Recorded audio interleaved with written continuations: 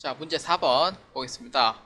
자, 일반 전표 입력 및 메인 매실 전표 입력 메뉴에 입력된 내용 중 다음과 같은 오류가 발견되었다. 입력된 내용을 확인하여 정정하시오입니다. 오류 문제가 두 개인데 1번부터 한번 보도록 하겠습니다. 회계 처리한 세원가 공과금은 2020년 제1기 확정 신고 기간에 대한 부가가치세를 보통예금에서 인터넷 뱅킹을 통해 납부한 것이다. 입니다. 회사는 6월 30일자로 부가가치세와 관련된 회계 처리를 이미 하였다입니다. 그러니까 이 문제는 이제 7월 25일자 되면은 이제 부가가치세 일기 확정 납부를 해야 돼요.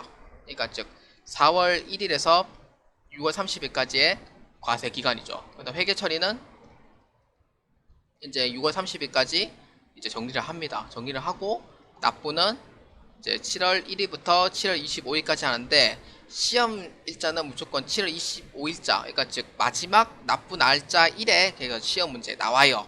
그래서 이때 납부를 한 거예요. 납부를 했는데 뭔가 잘못된 거예요. 세금과 공과금을 회계 처리를 한 거죠. 그래서 이 부분에 대해서 이제 한번 수정을 해보는 그런 문제가 되는 거예요. 자, 이거는 부가가치세에 대한 문제가 없기 때문에 일반 전표 입력해서 이제 해보도록 하겠습니다. 자, 일반 전표에서는 이제 대변에 일반 전표는 무조건 보면은 6월 30일자로 먼저 봐야 돼요.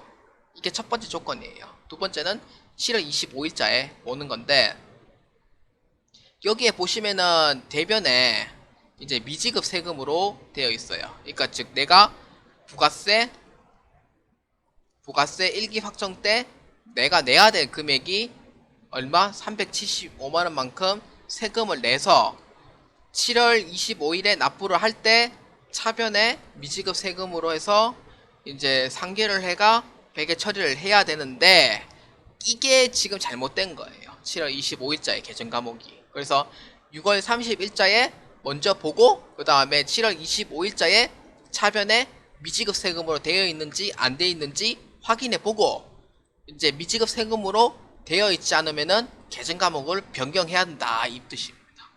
그러니까 정리를 하면 이래요. 첫 번째는 6월 30일자의 전표에 미지급 세금 개정 과목으로 해서 봐야 된다는 거. 그다음 두 번째는 이제 확인했으면은 7월 25일자에 이제 미지급 세금 개정 과목은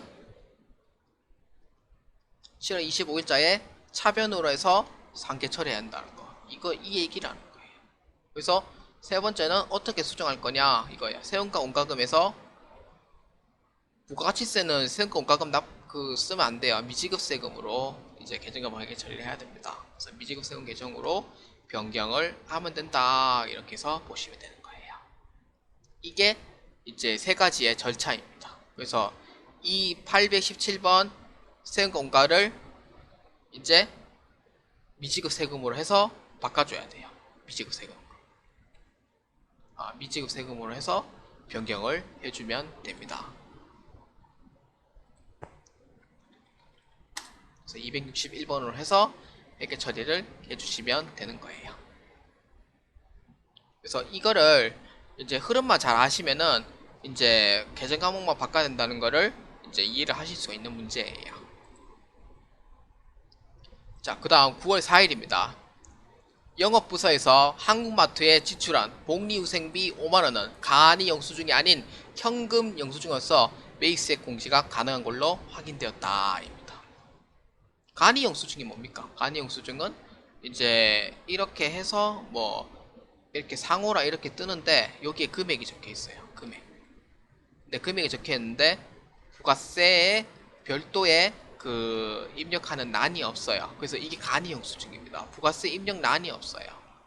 근데 본래 이제 법적 증빙 서류는 이제 세금 계산서, 그 다음에 면세 계산서, 그 다음에 현금 영수증,